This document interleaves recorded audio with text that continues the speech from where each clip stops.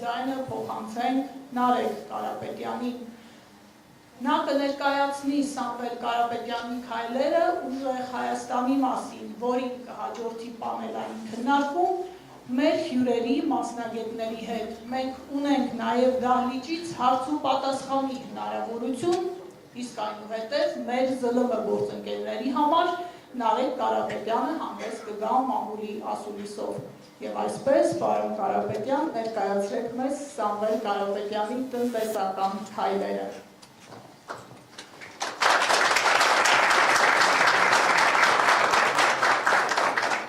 Բարև ձեզ,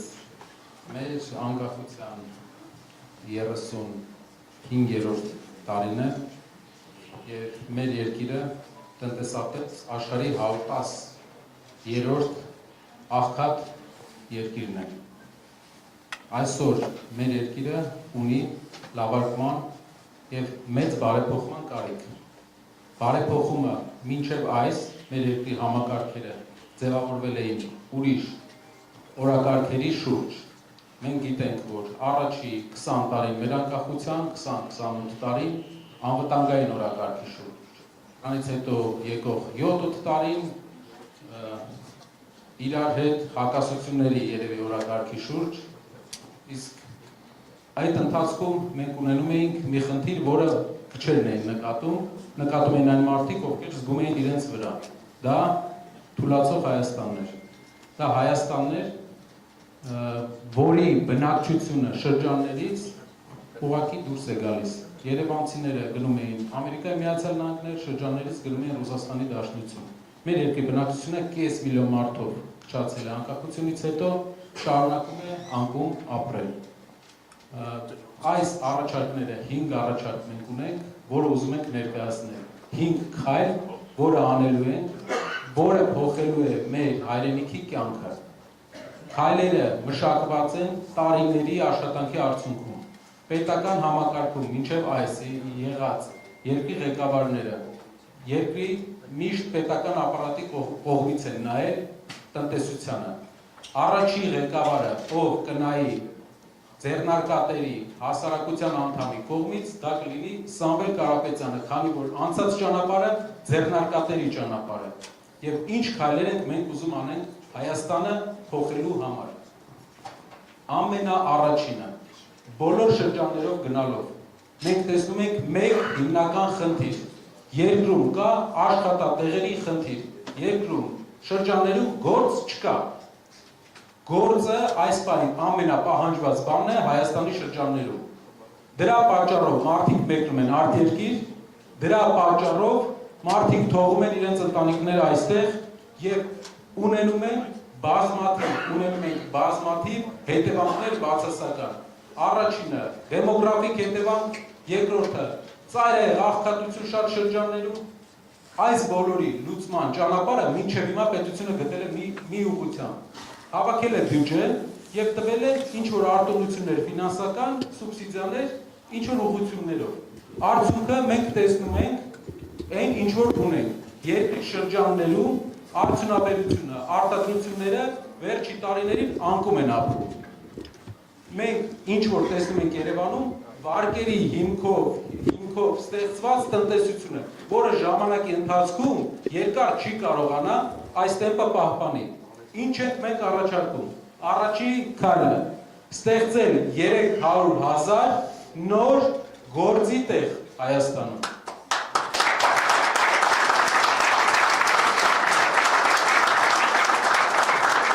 Շատեր են ասել, բոլորը դա կարող են ասել, ինչպես եք դա անելու։ Սրա տակ կա մակրոտնտեսական ուղենշված քաղաքականություն։ Մենք ունենք պլանավորած քաղաքականություն, թե ինչպես 300,000 նոր գործի տեղ ստեղծել Հայաստանում։ Քաղաքականության հիմքում ընկած է առաջի քայլը արդյունաբերականացում, վերաարդյունաբերականացում։ Հայաստանը երկար տարիներ զրկվել է իր արտադրող եւ ստեղծարար պոտենցիալից։ Մեր երկիրը դարձել է դրսից օգնություն ստացող, վարկերի հաշվին ապրող եւ ծառայություններով ինչ որ ձև յոլա գնացող երկիր։ Դինամիկ երկիր ունենալու համար մենք պետք է ստեղծարար տնտեսություն ունենանք։ ստեղծարար տնտեսությունը, դա արտադրություններն են եւ ծառայությունների արտահանումն է։ Ինչ ձևով ենք մենք իրականացնելու 300,000 գործի տեղի ստեղծումը։ Առաջինը, մեր երկիրը տարեկան, եթե վերարտանում անենք, $7 միլիարդ ներմուծում է անում։ $7 միլիարդ։ Մեր երկրի ներմուծման եւ արտահանման տարբերությունը համարյա $4 միլիարդ է։ Եթե մեր երկրի ապրանքներն ենք նայում, վերարտանումը անում ենք։ Տարեկան Հայաստանը $4 միլիարդ ավելի գումար է ուղարկում դուրս, քան ստանում է։ Մենք արտահանում ենք $4 միլիարդ, իսկ գիտեք ոնց է այդ արտադրության, այդ $4 միլիարդ տարբերությունը Հայաստանը կոմպենսացնում։ Կամ դրսից հայերի փոխանցումներով, կամ պետական պարտքով։ Այսինքն մենք պարտքով ենք ապրում։ Վերցնում ենք Հայաստանի ներմուծման հիմնական կետերը, ինչ է ներմուծում Հայաստանի Հանրապետությունը, եւ սկսում ենք պլանավորված քաղաքականություն վարել այդ ներմուծման ուղղությամբ, որ գործարաններ ստեղծենք ներմուծվող ապրանքների ուղղությամբ։ Օրինակ, երկրում թիվ 2 ներմուծումը, նավթամթերքն է, բենզին, դիզել։ Մենք գիտեք, շատերը գիտեք, որ մենք առաջարկել ենք նավթավերամշակման գործարան Հայաստանում, որը հում նավթ կբերի, համարյա 2 անգամ, մինչև 2 անգամ էժան գներով, եւ կվերամշակի մեր երկրում։ Տարեկան $0.5 միլիարդ շրջանառություն ունեցող ընկերություն է դա, որպեսզի դուք հասկանաք, Հայաստանում ընդամենը քաջարանի պղնձե մոլիբդենայինն է, որը մեր տնտեսության լոկոմոտիվներից մեկն է, այդ մակարդակին։ Մյուս բանը, մեր երկիրը ներմուծում է մեծ քանակությամբ գազ։ Հիմա կասեք ոնց է գազը ստեղ արտադրելու։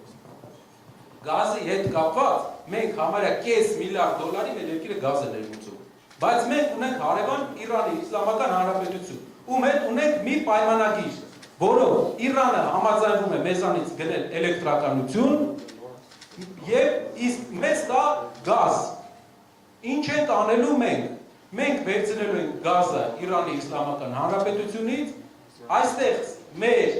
ջերմաէլեկտրակայաններ ենք ստեղծելու, որը հրազդանում ունենք, որը կստեղծենք նաեւ սահմանին Իրանի հետ։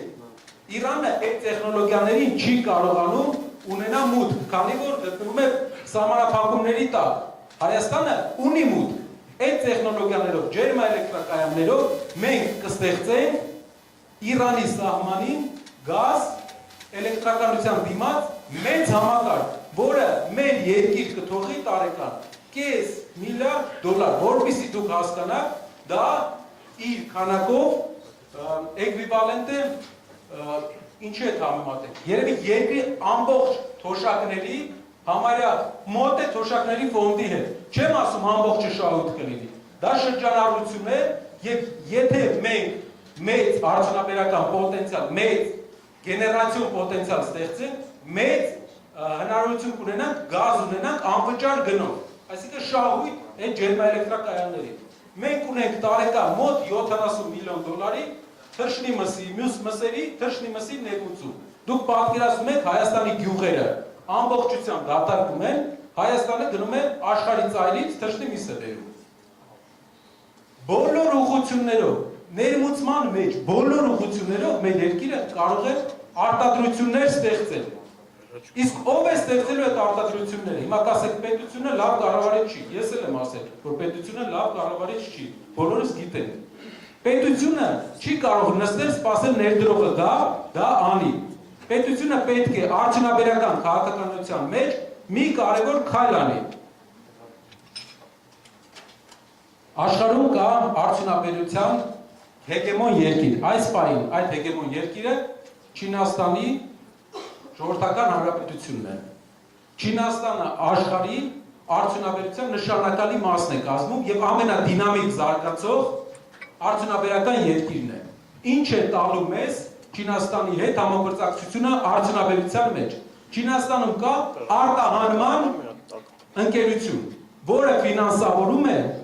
իր բոլոր գործարաններին, ովքեր օրինակ դուք գործարան ես ուզում ստեղծես քո երկրում։ Եթե չինական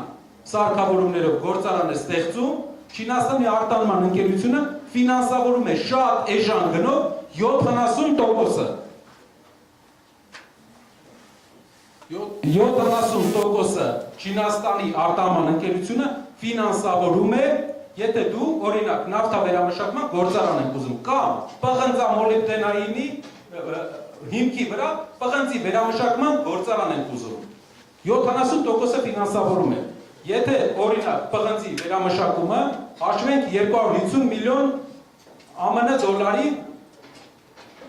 բյուջե, մենք հասկանում ենք, որ 30%-ը այս բյուջեի կլինի մոտարապես 80-ի կարգի, 80-82 միլիոն։ Հայաստանում շատ քիչ բիզնեսմեն կա, որ 80 միլիոն կկարողանա ներդնի։ 4-5 հոգի են, որից երևի 2 հոգի կանոնավորված։ Ու այդ պատճառով մեր երկրում, եթե մենակ մի գործարանի մասին խոսեինք, կասեինք լավ, մի գործարանի համար ներդրող կգտնենք, բայց մենք անելու ենք տասնյակ, իսկ ինչ է անելու պետությունը այստեղ։ Օրինակ 80 միլիոն ներդրման մոտավորապես 80 միլիոն ներդրման պարագայում մեր պետությունը, որը 30%-ն է ներդրման, պետությունը վճարելու է, տալու է, աջակցելու է 15%-ը, իսկ ներդրողից պահանջելու է ևս ներդրում 15%-ը։ Առաջի հայացքից դուք տեսնում եք 40 միլիոն ներդրողը կարող է դնել, նա գիտի, որ պետությունը ևս 40-ի հետ դնում է եւ չինական արտահանման ընկերությունից, արտահանման ֆոնդերից ստանում է ֆինանսավորում։ Ինչ է սա տալու։ Պետությունը, հիմա կասեք պետության փողերը տանում ես բիզնեսներին ես տալիս։ Ոնց է պետությունը հետ բերելու այս գումարը։ 15% ներդրում անելուց հետո 15% ընդհանուր ներդրում անելով, պետությունը բերում է 100% ներդրում իր երկիր։ Կարողացա՞ր։ Այսինքն, պետությունը աջակցում է 15%-ով, մյուս 15-ը ներդրում է ներդրողը, 70%-ը տալիս է Չինաստանի արտահանման ընկերությունը, որպես վարկ։ Դու 15% քո բյուջեից տալիս ես, բերում ես 100% ներդրում։ 40 միլիոն տալիս ես, բերում ես 250 միլիոն ներդրում։ Դա, որպեսզի հասկանաք, մի ամբողջ քաղաք, եկեք ասենք, Հրազդան քաղաքի տոտալ գործազրկության հարցը լուծում է։ Հրազդան քաղաքում պարակ մարդ չի լինելու այս պարագայում։ Այստեղ հարց, 40 միլիոն պետությունը դրեց, Նարեկ ջան։ Ո՞նց է այդ գումարը հետ ստանալու։ Պատասխան։ Արդյունաբերության մեջ ներդրված գումարի 13-ից 15%-ը հարկերով հետ է գալիս։ Այսինքն, եթե 13% արդյունաբերության մեջ ներդրման հարկերով հետ է գալիս, դու դնում ես 15% պետություն, պետությունը ներդրում է 15%, բերում է 100% ներդրում, բայց իր դրած 15%-ից է 13%-ը հարկերով հետ է ստանում։ Դա միջինացված փորձագետների տվյալներ են։ Այսինքն, դու ուներում ես ընդհանրապես 2% ծախս, 100% ներդրում բերելով քո երկիր։ Շարունակենք մյուս ուղղությունները։ Բոլոր մյուս գործարանները մեր երկրում, որը պետք է կառուցվի, կկառուցվի նույն տրամաբանության մեջ։ Չինաստանի արտահանման ներդրումային ֆոնդը վճարելու է, ֆինանսավորելու է 70%-ը, 15%-ը վճարելու է ներդրողը, կլինի հայ, կլինի օտարերկրյա, ում համար դա շատ լավ պայման է։ 15%-ը կվճարի պետությունը, 1-2 տարվա ընթացքում հարկերով հետ կստանա։ Պետությունը բան չի կորցնում։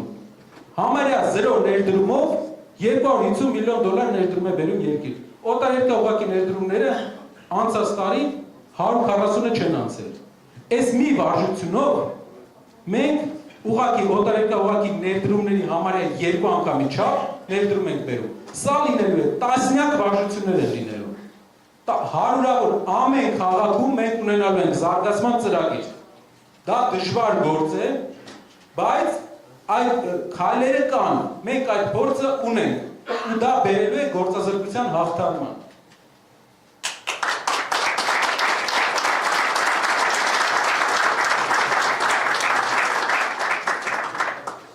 Երկրորդ կետը, որի մասին կուզեի խոսել,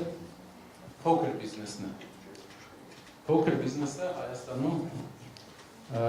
մոտարապես 69,000 ընկերություն փոքր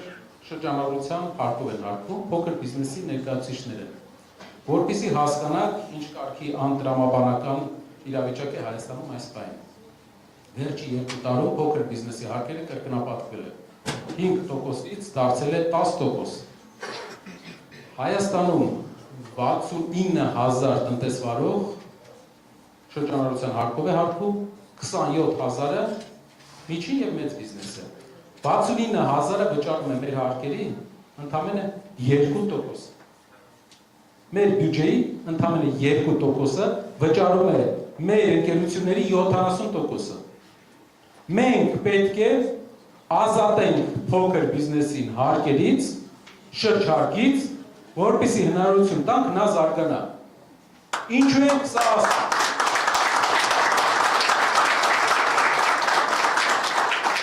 Ինչու ենք սա ասում, որովհետև անցած տարի մենակ մի տարվա ընթացքում մենք կորցրել ենք 3000 փոքր ընկերություն։ Հարկերը կրկնապատկվել են եւ 3000 փոքր ընկերություն կորցրել ենք։ Ովքեր են լինելու շահառուները։ Գեղեցկության սրահներ, հարկերը լինելու են 0%։ Հացի փուռեր, հարկերը լինելու են 0%։ Փոքր կրպակներ, ձեր հարկերը լինելու է 0%։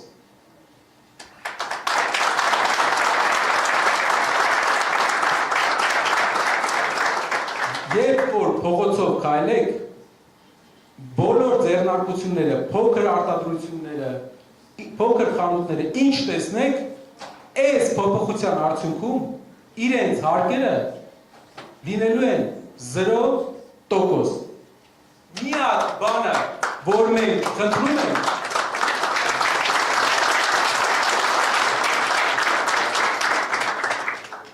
միակ բանը, որի վրա աշխատելու ենք, դա որպեսզի միջին բիզնեսը չփորձի իրեն բաժանել, դառնալ փոքր բիզնես։ Դա արդեն վարչարության խնդիր է, բայց միակ թեթև խնդիրը դրանում է կայանում։ Մենք մյուս ուղղություններով մասսայական հաջողություններ են գրանցել։ Մեր ծրագրավորած այս քայլերով տարեկան 2-ից 3,000 նոր ընկերություն է բացվելու Հայաստանում։ Վերցրեք, աշխատատեղ ստեղծեք, գործի տեղ ստեղծեք։ Մենք պետք է փոքր բիզնեսին ասենք, մեծացեք, ոչ մի հարկային չի գալու քո մոտ։ Դու մինչև միջին բիզնես չդառնաս, քեզ մոռանալու են։ ՀՏՄ խփիր, չխփիր, մոռանալու են այս ամեն ինչը, որովհետև ձեր վրա հարկայինը ամբողջ պոտենցիալով այսքան աշխատումը ընդամենը հարկերի բյուջեի 2%-ն է հավաքում։ Այդ 2%-ը ես ձեզ վստահեցնում եմ 2-ից 3 կգտնենք մենք ուրիշ տեղեր, 2 չեն գտնի, 3 չեն գտնի, տասնյակ տոկոսներ։ Միջազգային առևտրով մենք կբերենք մեր երկիր այդ տոկոսները։ Մենք փոքր բիզնեսին հարկելու կարիք չունենք։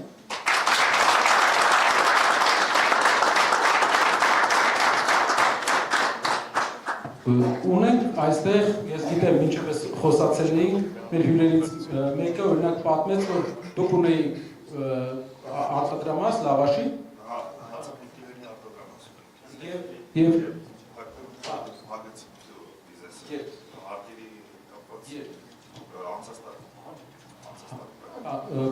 ասեմ հացի փուր ուներ ու փակեց անցած տարի հարկի ավելացման պատճառով հարկերը շրջանառության հարկը 5%-ից դարձել է 10%, որպեսզի հասկանաք մարդը եթե 20% շահույթ ունի, կեսը տալիս է հարկ, 50% հարկ է տալիս։ Չի կարող մարդը այդ պարագայում իր համար ապահովել նորմալ տնտեսական վիճակ։ Սա հեղափոխական փոփոխություն է։ Հայաստանում փոքր բիզնեսը պետք է մոռանա, որ իր մոտ գալու է հարկայինը, գալու է քնչականը, գալու է ԱԱԾ-ն, չգիտեմ, Բերդ բարերի համույթը, ոչ մեկ մոռացեք։ Դուք պետք է կենտրոնանալ գումար աշխատելու բարեկեցությունը ձեր մեծացնելու մեջ։ Դա է ձեր ճանապարհը, դա է մեր բոլորիս ճանապարհը, որպեսզի կարողանաք հաջողության հասնեք Հենց դառնաք միջին բիզնես, կսկսեք հարկեր վճարել, ոնց որ բոլորը։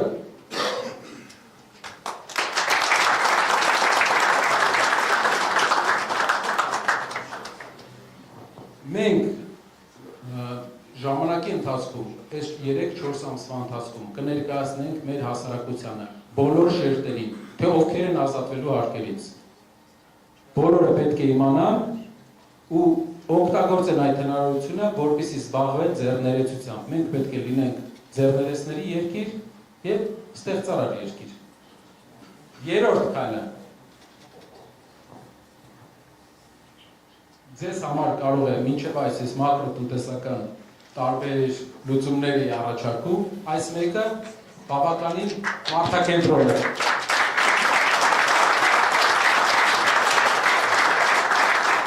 Մենք գրել ենք 20% էժան դեղորայք, բայց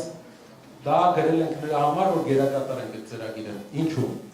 Ուսումնասիրել ենք, գիտեք, Վրաստանի Հանրապետության փորձը։ Վրաստանում դեղերը, այն դեղերը, որը 5000 գրամից բարձր են, անգամներով կարելի ասել ավելի էժան են, քան Հայաստանում։ Էժան են Հայաստանից։ Ուսումնասիրել ենք փորձը, թե ինչու է Վրաստանում դեղագործական արտադրությունը էժան։ Չէ՞ որ հեռավորությունը մի քանի կիլոմետր է։ Պատասխան. պետությունը վարում է մի քաղաքականություն, որը կոչվում է ERP, այսինքն պետությունը գնում է եվրոպական այն երկրները, որտեղից որ գնում է դեղ վրացական գործարարը, բիզնեսը, եւ հաշվում է, թե այդ դեղի գնման պարագայում մինչև Վրաստանը հասցնես, մինչև շահույթ ունենա, ինչ վերին գին պետք է ունենա այդ դեղը։ Եվ դնում է վերին գին դեղի վրա։ Այս քայլի արդյունքում 3 ուրիշ քայլեր են արել, բայց այս քայլի արդյունքում կարողացել են ապահովել դեղերի գնի շեշտակի անկում։ Մեր համար, մեր տարիքայինների համար, մի անգամ ասել եմ, հնարավոր է սա կարևոր չէ, բայց կենսաթոշակային տարիքի մարդկանց համար, այսօր ես էլի խոսում էի, դուք ասեցիք, որ ձեր թոշակի կեսը ինչքան է մոտ։ 40,000 թոշակի պարագայում 20,000 վճարվում է դեղերի համար։ Դեղերի գնի շեշտակի անկումը օգնելու է կենսաթոշակային տարիքի մեր տատիկ-պապիկներին, որպեսզի հնարավորություն ունենան իրենք ավելի մեծ գնողունակություն ունենան։ Այստեղ առաջանում է մի հարց. մենք ունենք պարտադիր ապահովագրության համակարգ, որը շատ լավ է, որը ինչ որ առումով փակում է դեղերի գները, որոշ դեղերի գները, բայց քանի որ ամբողջությամբ չի փակում, մենք ունենալու ենք այս խնդիրը միշտ եւ մենք պետք է ուղղակի շուկային լուծենք այս հարցը ERP համակարգի միջոցով, որը լուծել է Վրաստանի Հանրապետությունը։ Դեղերի գները ավելի էժան, 20%-ը էդի զապասով ենք ասել։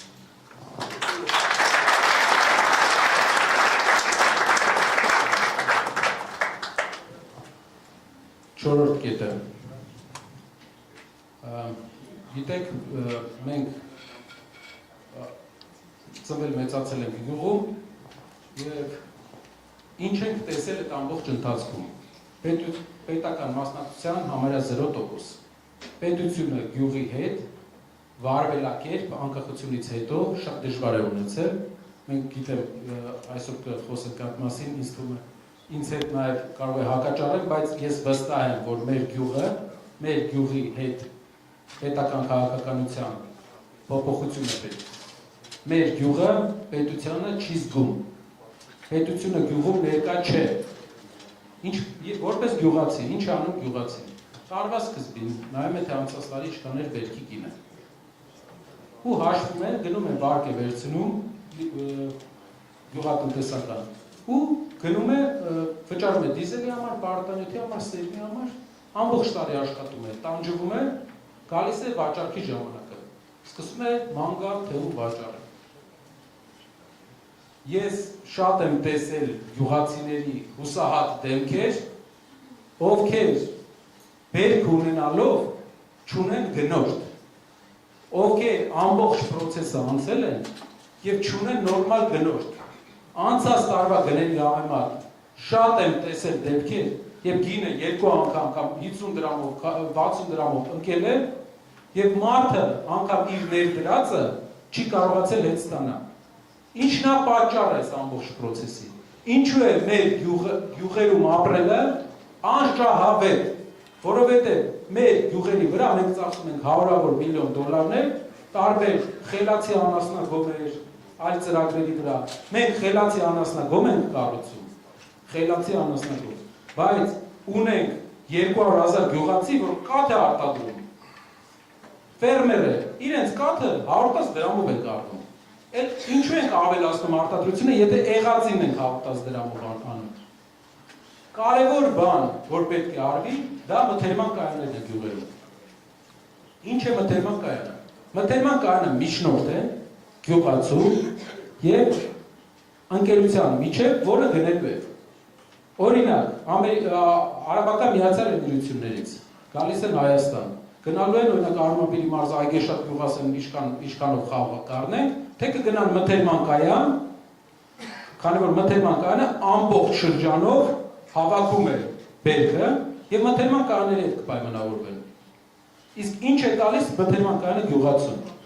Մթերման կայանը գյուղացուն տալիս է կանխատեսելիություն։ Տարվա սկզբում մթերման կայանը կնքում է պայմանագիր այն ընկերության հետ, ում վաճառելու է բերքը։ Եվ կնքում է պայմանագիր այն գյուղացու հետ, ումից գնելու է բերքը։ Եվ գյուղացին ունենալու է գնիկ վերջնականապես կանխատեսելիություն։ Չենք տեսնի են հուսահատ դեպքերը գյուղացիների, որ բերքը տանը չգիտի ինչ անի։ Բացի դրանից, երկրորդ բանը, մթերման կայանը մեծածախ գներով այսօր պարարտանյութը գյուղերում գնում են այսպես։ Վրաստանից մեկը ներմուծում է մեծածախ։ Տալիս է այդ շրջանի ներկայացուցիչին։ Շրջանի ներկայացուցիչը տալիս է շրջանի խանութին պարարտանյութը։ Շրջանի խանութը պարտքով, գյուղական լեզվով ասած նիսյա, տալիս է գյուղացուն, թանկ գնով։ Գյուղացին մի քանի տասնյակ տոկոս ավելի թանկ է վճարում պարարտանյութի համար, քան օրինակ հարևան երկրներում, քան մեծածախ գինը։ Դա ազդելու է վերջնական գնի վրա, հայկական ապրանքի վերջնական գնի վրա։ Մթերման կայանները ինչ են անելու, գնելու են գյուղացուց բերքը, բայց սեզոնի սկզբում էլ տալու են պարարտանյութ, որպեսզի մարդը ստիպված չլինի վարկ վերցնի։ Վարկը քիչ է վերցնում, պարարտանյութը էժան է վերցնում, դա փակում է բերքով։ Հայաստանի գյուղերի մեծ փոփոխությունը այս ճանապարհն է։ Մենք կարող ենք հարյուրավոր միլիոններ ծախսել, ոնց որ հիմա ծախսում են, եւ որևէ հաջողության մեր գյուղերում չհասնել։ Սիրուն ֆերմաներ կլինեն, բայց գյուղացին չի ապրի լավ։ Գյուղացին լավ ապրելու համար ինքը պետք է կարողանա պլանավորի իր կյանքը գոնե մի տարի առաջ։ Մթերման կայան։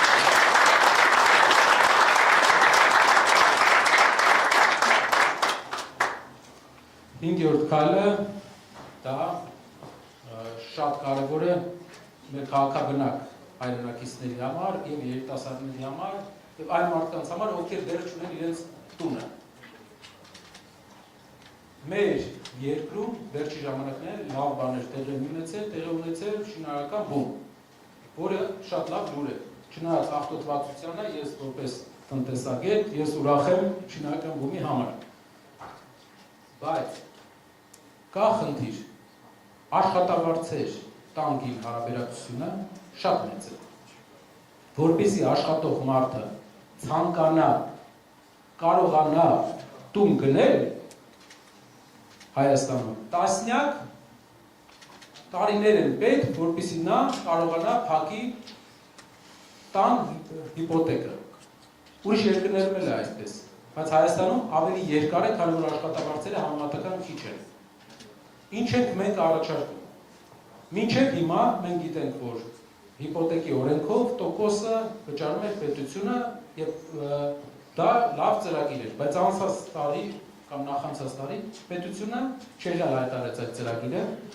բայց այն ժամանակ նա ծախսում էր մոտապես ամեն բնականի վրա, բնականի գնի 55%-ը որպես օգնություն հիպոթեկի տոկոսի համար։ Մենք առաջարկելու ենք ներդրումային ծրագրեր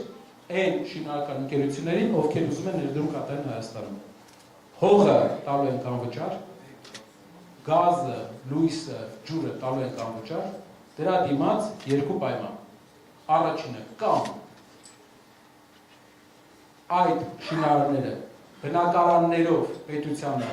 վճարել են բնակարաններով, այսինքն կառուցում են բնակարանների այսքան տոկոսը տալիս են պետությունը հետո էժան գներով տալիս է իր քաղաքացիներին, նոր երիտասարդ ընտանիքներին, բազմազավակ ընտանիքներին։ Երկրորդ տարբերակը իրենք են վաճառում այն գնով, որը որ ֆիքսում է պետությունը։ Դա մասսայական չի լինելու, ով ուզում է սորական շոկական պայմաններով աշխատել, կաշխատի, կշարունակի, բայց մենք կունենանք օրինակ ի տարբերություն այսօրվա մենք կունենանք օրինակ $700, 800, 300,000 դրամ, 270,000 դրամ քառակուսի մետրը բնակարան Երևանում։ Դա հնարավորություն կտա մարդկանց համեմատական իրենց տան վարձի վերցնել հիպոթեք։ Տների գինը էժան կլինի երիտասարդ ընտանիքների համար։ Մեր շատ երիտասարդներ չեն ամուսնանում, փոքր տղաները չեն ամուսնանում, որովհետև տուն չկա, տան խնդիր կա։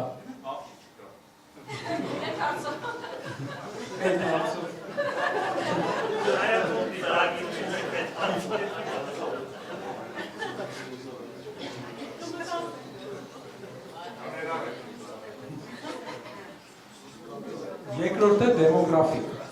Ըստ հարցումների Հայաստանում ընտանիքները երրորդ եւ ավել երեխա չեն ունենում, ունիկալ երկիր է Հայաստան հասել։ Հայաստանը աշխարհի միակ երկիրն է, ուր մայրաքաղաքում ավելի շատ երեխա է ծնվում ընտանիքներում, քան գյուղերում։ Ամբողջ աշխարհում գյուղերում ավելի շատ երեխա է ծնվում, քան մայրաքաղաքում։ Հայաստանը ուրիշ ունիկալություն ունի։ Հայաստանում բարձրագույն կրթություն ստացած ընտանիքներում ավելի շատ երեխա է ծնվում։ Գիտեք ինչ է, հասկանում են, մարտահրավերները, բոլորն են հասկանում, բարձրագույնները, միջնակարգերը, բոլորը մարտահրավեր է մեր ազգի։ Ազգը ունի մարտահրավեր, ապրելու մարտահրավեր, և դրա համար բոլորը, ով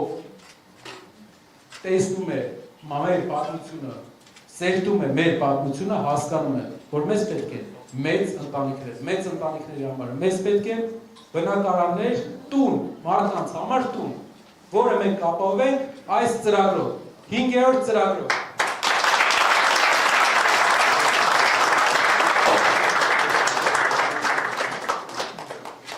Անհաջողությունների ու բացատրությունների վերջի 8 տարին պետք է թերթեք։ Մեզ միշտ բացատրում են, թե ինչու էսի չեղավ։ Պետք է գնանք առաջ և մի կարևոր բան, ինչով է այս քայլերը տարբերվում բոլոր այն քայլերից, որ առաջարկվել են։ Ինչով է Սամվել Կարապետյանի առաջարկած քայլը տարբերվում Փաշինյանի խոսքերից, խոստումներից։ Գիտեք ինչով, որտեղ Սամվել Կարապետյանը ինչ ասում, անում է։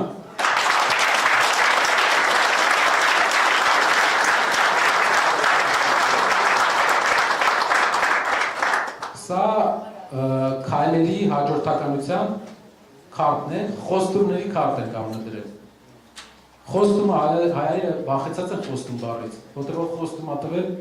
ոնց որ վերջում լավ բան դուրս չի եկել։ Բայց սա քարտ է, որը հետագայում բերելու են մեզ ներկայացնել եւ ասեն, այս 5 քայլերը ինչ եղավ, եւ մենք ասելու ենք, սա եղավ, սա եղավ, սա եղավ։